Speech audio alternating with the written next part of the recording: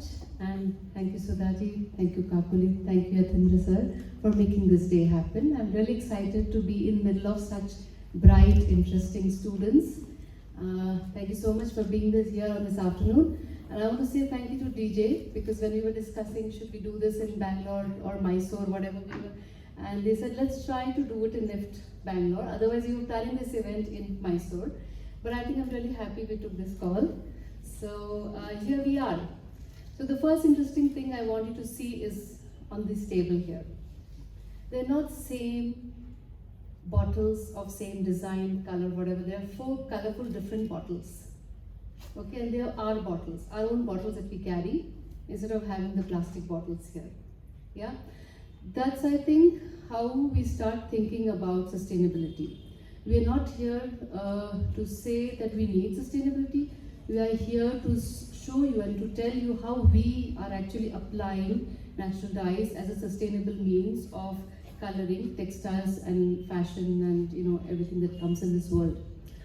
So I will not go into the details because we have some excellent talk by DJ and then a demonstration by Arun and Hannes on what these colors are. Today the day is dedicated to biocolors, which I think she will tell you what this is. But I do want to tell you that Bangalore has been a very interesting place for me as well. I'm from ColorAshram, and thank you for introducing us formally, who we are, where we are from. But I want to tell you a little bit about us. So TrueToneInk, let me start from there. Arun is actually a pioneer of industrial natural dye. We all know natural dyeing as a handicraft, right? But can it happen on thousands of meters? Can it happen in a very, very big scale? Can it be standardized? The answer is yes. And he and his team of people at TrueToneInk have actually worked with big brands like Decathlon, Marks and Spencer, many other people, okay, Victoria's Secrets and all of that. So yes, the big brands up there have to go sustainable. Everybody has to go sustainable. And the reason is definitely not just pollution, which is, it's more grave than we can even express it in statistics. It's been told that the chemicals that were made since 1940s are still there in our air, soil and water. They're not going anywhere, and we are still making more. The coming generations will have to think about how to clean air, soil and water. That's the condition, So it's a very grave problem, and the petroleum itself is not a continuous resource. It's going in 30 or 40 or maybe 70 years, we're going to run out of it.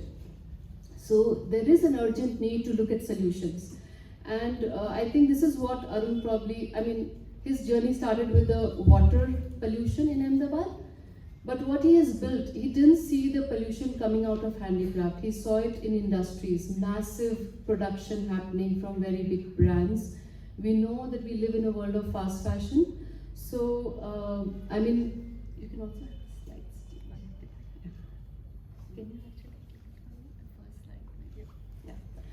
So, I think his idea of work was, how can I make natural dye a solution for industry? That was his whole vision. That is what we offer. And if anybody wants to engage more, you're most welcome to contact him as well. Hannes and DJ are from Post Carbon Lab. They are a very, very young, promising biotech team. But the interesting thing is they are talking about a positive, climate positive microbial color, which is, so we will not just need natural dyes from plants. In coming time, we're going to need it from many more sources. So they are looking at colors from microbes. It's very exciting, and they will tell you all about it. And I'm from ColorAshram. ColorAshram is a training studio. We did our first Natural Color Festival in Bangalore, in Bangalore Creative Circus in 2023. Then we did one in Ahmedabad and then in Pune. But let me tell you, the Bangalore audience was the best. That was the best experience we had.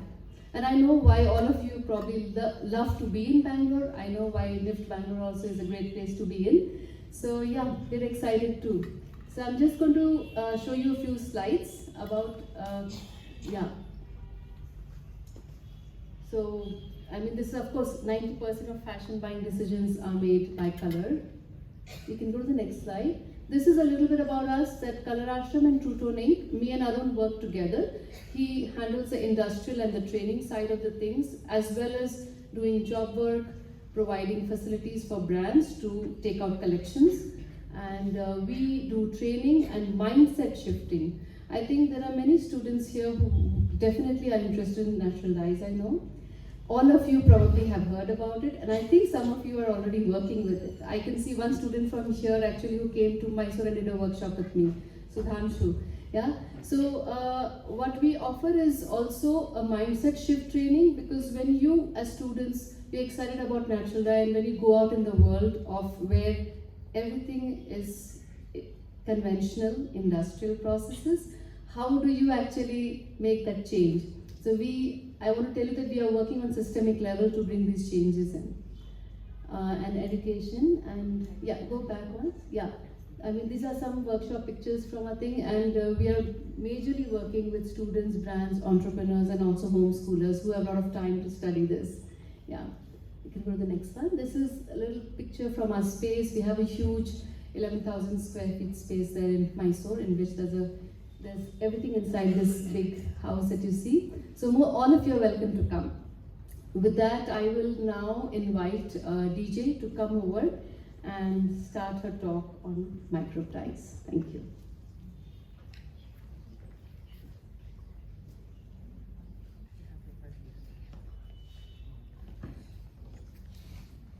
Hello, can everybody hear me?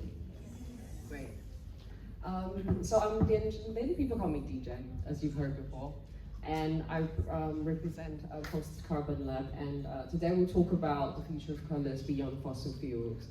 And I want to first start by asking you guys some questions. First of all, I'm new here. It's my second time in India, and I myself consider this opportunity to be here, not just for me to impart our experience and knowledge with you, but also to learn from all of you here.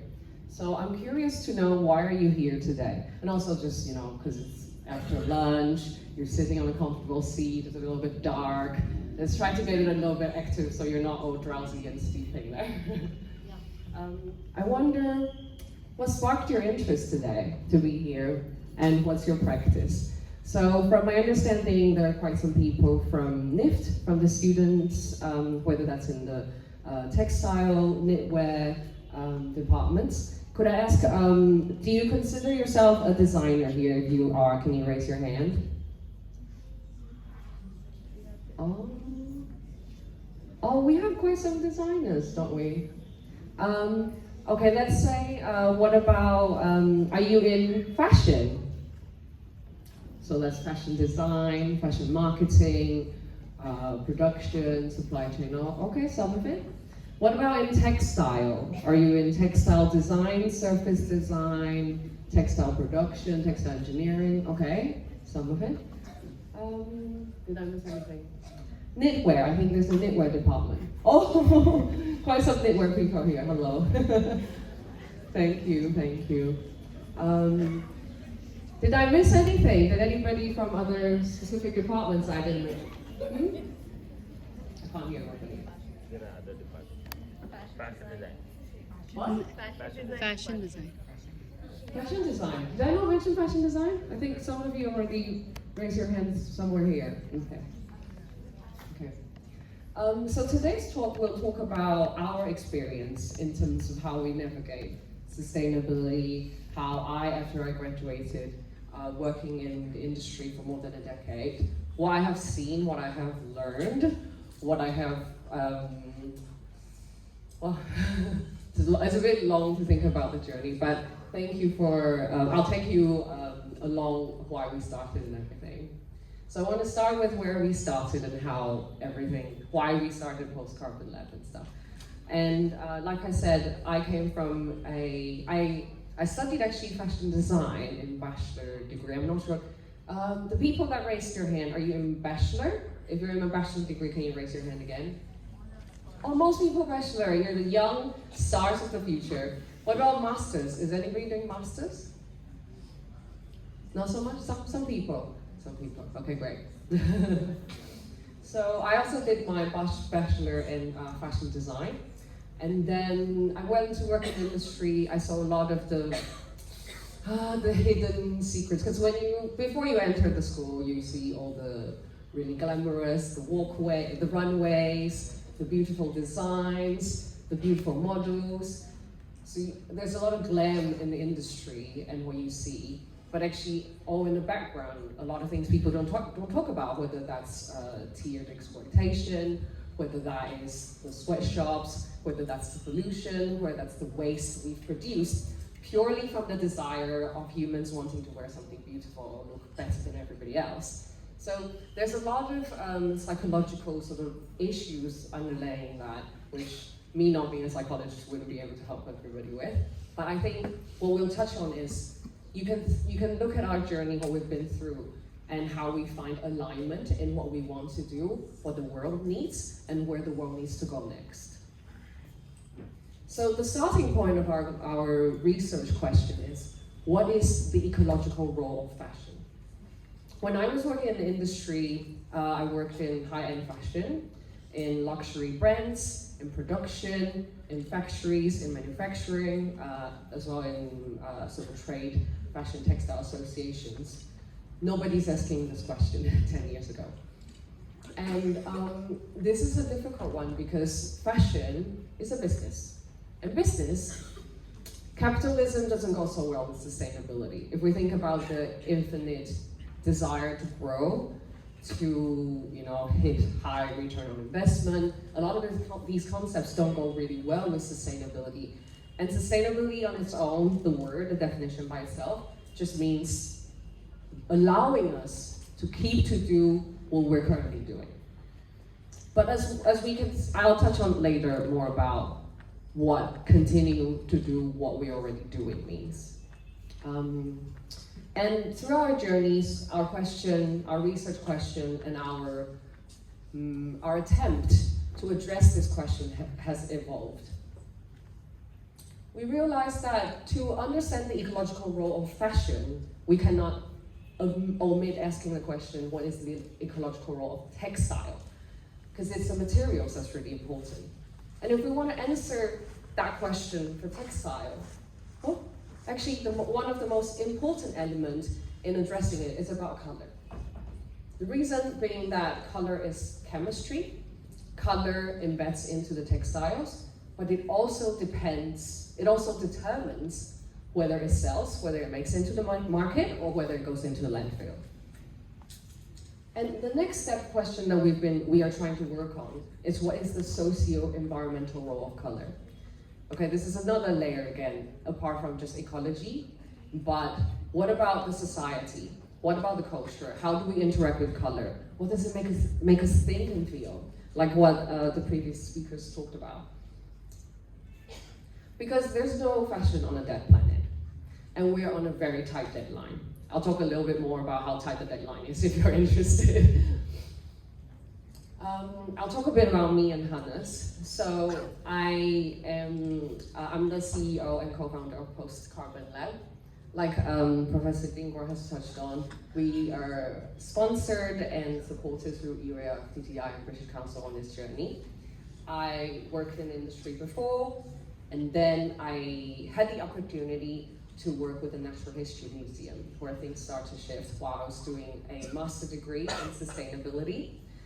I left the industry because I witnessed so many horrendous things.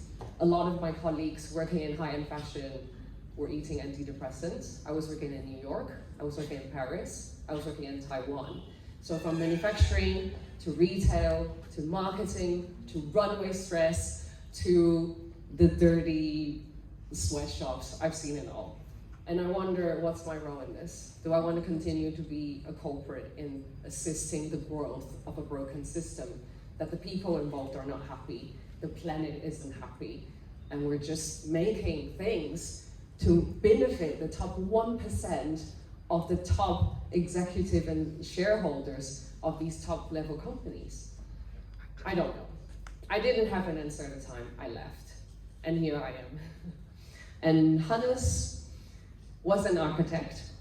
He came from a structural and mechanical engineering background. Now we work together because he's proficient in building operational systems for large, massive scales, for efficiency, for scalability, for operational ease. So together we built this, we built Post Carbon Lab, and Post Carbon Lab embeds our vision that we can live in a world where not everything we do comes with an embedded guilt, whether that is the guilt towards the environment because we're taking something out and then putting toxins back, whether that is because we're burning fossil fuels knowing that we're on a very tight climate deadline. We want to build solutions and hope and embed everything that we do into a vision that is a better regenerative business model, a regenerative factory, a regenerative ecosystem, as well as the humans involved, that we can find a really great balance. But obviously we're really small as of now, and we're happy to be here to hopefully convert more of you and then join us on the journey, because we know that we can't do this on our own. So our work has actually been featured in various large press media outlets, whether that's The Guardian, the BBC, The Times, National Geographic, and we've also received awards for trying to do things differently, whether that's UK's innovation agency called Innovate UK, whether that's in our early days we also received an award from Tata, which I know is quite prominent Indian enterprise. I think we touched a little bit about the problems already. Why color is important in this conversation is because 93% of all buying decisions is because of color. It's also one of the biggest reasons that online retail shops has the products refunded, and the returned products, actually most of them go to landfill because it's too costly to wash them, to resort them, and put them back into the online retail systems. However, from that 93% of all buying decisions, 90% of them still derive from fossil fuels. That means most of us probably today, apart from, I know the four of us are wearing our colors, the biocolors, and I presume some of you are potentially, but there's a likelihood that 90% of us are wearing fossil fuel derived colors. Fossil fuels are not the best source of raw materials. Textile processing involves 8,000 to 20,000 chemicals in the wet processes, and some of them are carcinogenic, mutagenic, reprotoxic, and synthetic dyes specifically, they're not biodegradable when it's released into the environment.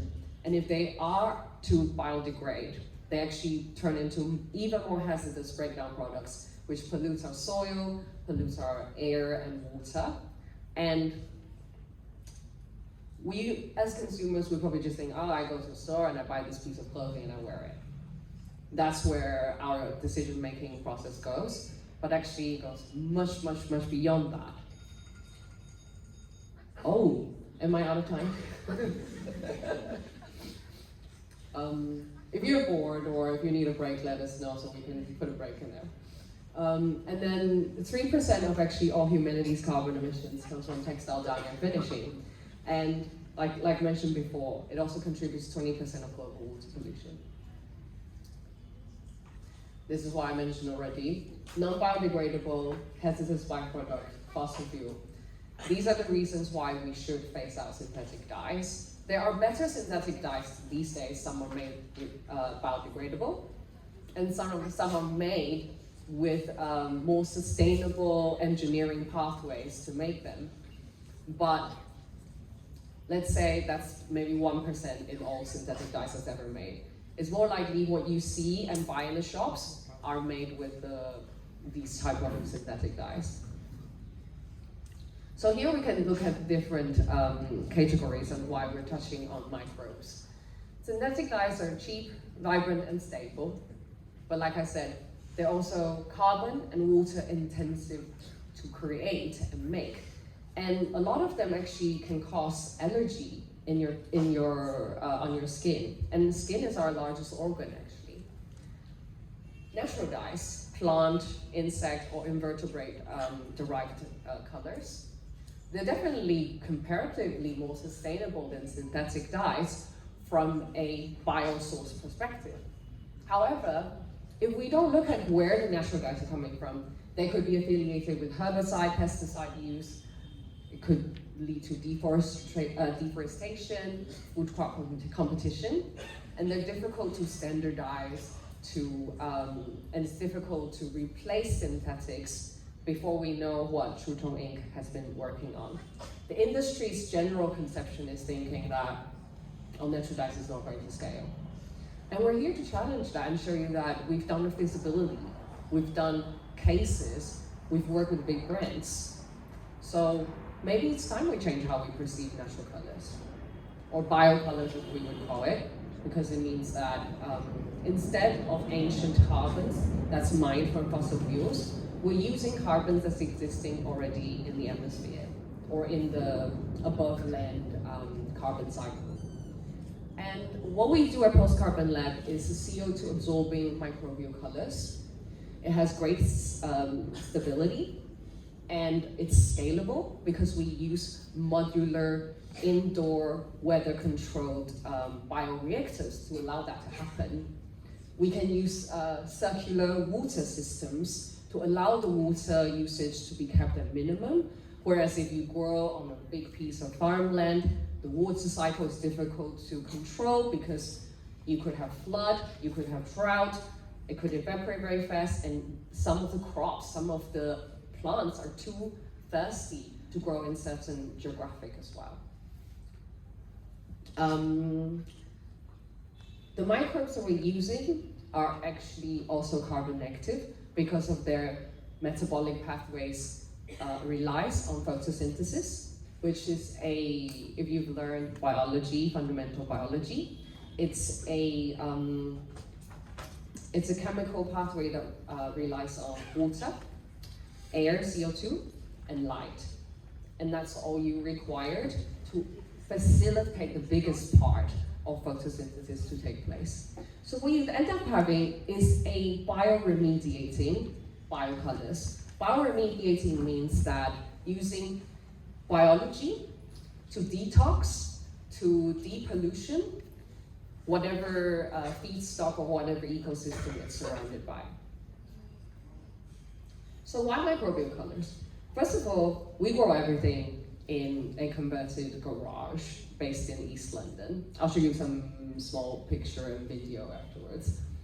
You don't need a lot of land, and they can be grown vertically, well controlled inside lab environment as well, which means you have much more control, meaning you can have a higher efficiency, whether that's higher yield in terms of production, whether that is efficiency in the color generating mechanism itself. Because if you think about, say, I'll make a very simple example from, say, madder. Madder is a well-known red color source in natural colors. However, when you grow madder and when you try to dye it, the part people harvest the most is the roots. So what happens to the leaves, to the stems, to the flowers? In an industrial scale and for use for natural dyes, that is not used. What that means is that you would grow a farm of madder, and then you would only harvest the madder roots, because that is where the most of the color compounds are, and the rest is discarded. So that means you have a higher waste when you're using, say, a red color from madder. Versus, if we have this, so on the right here is a glimpse of our photobioreactor. What that means is just a bioreactor working with light. It's like you just have the red making the colors inside this reactor. There's no waste from that. And it allows you to do year-round production as well. You are not being under the influence of seasonal weather or external environmental stimulus.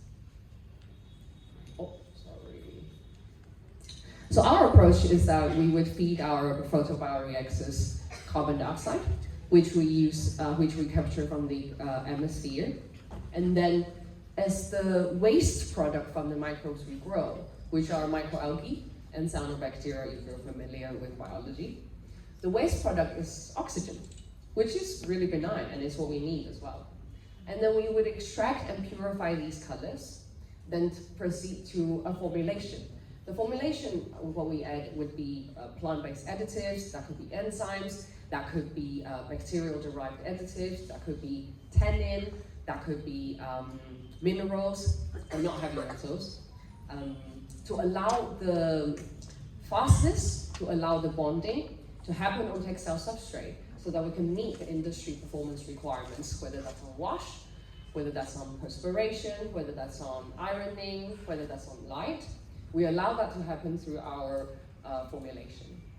And then finally, we have the dyes and the pigments. And here we also have a small showcase here. And after the talk, we will also do a small demo where you can come and see, you can feel it, you can smell the colors. It's very different from the experience of synthetic dyeing, which is hazardous, you have to wear a mask, you have to wear gloves. But in our case, it's like a tea. And here, there's some sort of our sort of early attempts of trying to make color, when we just know about growing microbes. We're like, we have microbes, we know they make colors, we extract them, what do we do? How do we make the colors stay on textiles? It's not as easy as you dump it in and it comes out and it's perfect, and you can wear it with a washing machine. No, it's much more complicated. Now we need to do trial and errors. So here is a video of our microbes, which are little rain balls, just floating around, moving around, eating carbon dioxide, and generating colors. And we were able to make different colors, different kind of tie-dye, different sort of more organic colorations to start with. Yes, tie-dye. Oh, sorry. Yes. Oh, and then these were part of the process in terms of when we dry and harvest the colorants. We started trying with bacteria, fungus, seaweed, microalgae. We've tried a wide range of sort of unconventional natural color sources.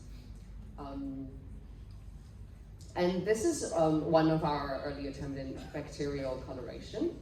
So we use this very popular bacteria, is popular in Europe for coloring. It produces really beautiful, deep purple color called violacine. It's a pigment that has anti-cancer, antiviral, antifungal properties, and it's actually really vibrant on textile substrate. And when we started to explore microbial coloration, what we did is just we grow the colors in the food, let's call it just bacterial food. We grow the microbes that makes the color in bacterial food, and then we put the textiles into the bacterial food. And then that gives us colors like these and the colorations like these when we first make a prototype to see how we can fix colors and microbial coloration together. And actually, we then did a workshop in Europe alongside with the Textile Lab in Amsterdam to be able to host an international workshop back in 2018, I believe, where we taught people around the world how to grow colors using bacteria and apply them on textiles. And then we also do a coating, which we call the photosynthetic coating. What it does is that we use microalgae and cyanobacteria. We integrate the microbes into the fiber, into the textiles, to create a coating that gives the textile product a photosynthetic property while you're wearing it. What that means, you could be walking around and absorbing carbon dioxide into your garment, and it serves as a carbon sink as you walk around. However, you would need to care for this piece of garment as if it's a living plant. Meaning you have to mist it, meaning you have to keep it in the shade, meaning you have to water it sometimes. And it's a well-received concept by actually brands, and I'll talk about some of the collaboration we then did with big brands. It's a well-received concept with big brands, but what we also learned is that the manufacturers are not too happy about that, because they would have to change their setup, they would have to change the way they manage logistics, they would have to have a greenhouse inside their factory. And that's something nobody was actually thinking, okay, we're not sure how we're gonna do that. But I think hopefully when we go further down the biocolor route, we'll have more adoption within the manufacturing side. So this is a project we did with a Pakistani vertically integrated manufacturer. We built a poncho product altogether. We tried to embed our photosynthetic coating into the hood of a poncho, and then they made this really cool sort of animation. And the topic is called The Future of Fashion. And this is a fashion piece from 2050. You're receiving a 2050 piece of fashion item that shows you, what the future could look like in terms of photosynthetic, so it's an oxygen generating lining in your garment. And maybe in 2050 the air is very polluted. That would be really helpful for you. Inside the panel of the hood, it's also a luminescent panel. So you could be walking in the dark, but inside the hood it would be lit up for you. And the entire black poncho surface has nano spikes, which is, you feel to the touch is smooth, but it has nano spikes that actually pierce through membranes of viruses. So it also technically protect you from COVID. So this is what we did around that time where microbes had a really bad reputation.